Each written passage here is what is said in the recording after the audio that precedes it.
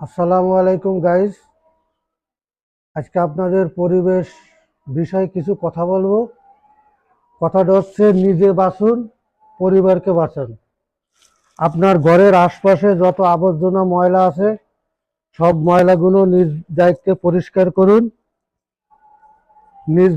পরিষ্কার করুন এবং ডেঙ্গু মশা হইতে আপনার পরিবারকে বাঁচান, আপনি নিজে বাঁচুন।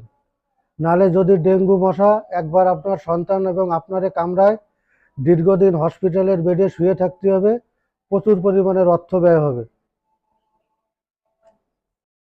এবং ঘরের আশপাশে যত প্রকারের ময়লা, পলিথিন, আবর্জনা যত কিছু আছে সব এক জায়গায় করে আগুন দিয়ে পুড়াই দেন। তাতে সুন্দর পরিবেশ থাকবে, কোনো রোগ ব্যাধি হতে পারবে না।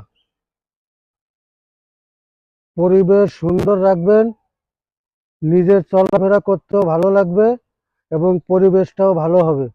এরকম সব এক জায়গায় ময়লা করে সুন্দর করে আগুন ধরাই দিয়ে ময়লা পুড়াই দেবেন, তাহলে ওই জায়গার পরিবেশটাও ভালো হবে, লোকজনের দ্বারাও রোগ ব্যাধি কম হবে। আপনারা সচেতনভাবে এইটা মেনে চলবেন। নিজে পরিষ্কার থাকুন এবং নিজের ফ্যামিলিকে পরিষ্কার রাখুন, তাহলে রোগ ব্যাধি হইতে মুক্ত পাবেন। আপনারা সবাই ভালো থাকেন। আল্লাহ হাফেজ। আসসালামু আলাইকুম গাইস।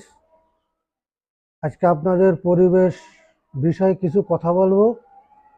কথাটা হচ্ছে নিজে বাঁচুন, পরিবারকে বাঁচান। আপনার ঘরের আশপাশে যত আবর্জনা ময়লা আছে সব ময়লাগুলো নিজ দায়িত্বে পরিষ্কার করুন এবং ডেঙ্গু মশা হইতে আপনার পরিবারকে বাঁচান, আপনি নিজে বাঁচুন। নালে যদি ডেঙ্গু মশা একবার আপনার সন্তান এবং আপনারে কামড়ায়, দীর্ঘদিন হসপিটালের বেডে শুয়ে থাকতে হবে, প্রচুর পরিমাণের অর্থ ব্যয় হবে।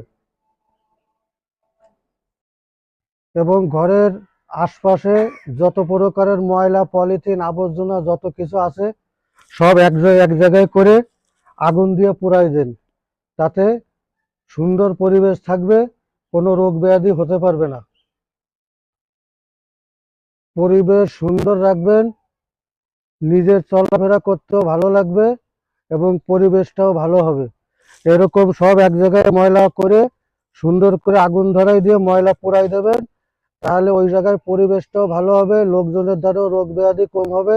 আপনারা সচেতনভাবে এইটা মেনে চলবেন। নিজে পরিষ্কার থাকুন এবং নিজের ফ্যামিলিকে পরিষ্কার রাখুন, তাহলে রোগ ব্যাধি হইতে মুক্ত পাবেন। আপনারা সবাই ভালো থাকেন। আল্লাহ হাফেজ।